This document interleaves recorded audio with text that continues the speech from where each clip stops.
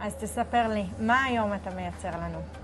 היום אנחנו מייצרים גופי תאורה שהם בחיתוך מתכת, ואני שם בהם בפנים תאורה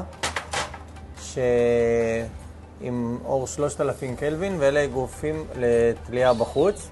בחוץ, זה הולך להיות בחוץ. בחוץ להיקף של הבית. מנו, זה חזק ועמיד להיות בחוץ החומר הזה? החומר הזה בהחלט עמיד, אבל בשביל לעשות אותו ממש מוגן מים, אנחנו צובעים אותו בצביעה אלקטרוסטטית בתנור, וזה הופך להיות ממש עם שכבת מגן שאין מצב שזה יחליד.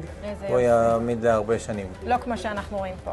לא. זה לא הצבע. לא, זה לא הצבע הסופית. זה כרגע חומר גולמי שהוא עוד לא צבוע ואין בו תאורה. אנחנו נשים פרספקס, ונשים תאורה 3000 קלווין בעוצמה חזקה מאוד, והגוף הזה גם משמש אותנו בתור מנגנון קירור ללדים, וככה נבטיח עבודה של הלד לאורך זמן. וואו, אני כבר מחכה לראות את התוצאה הסופית.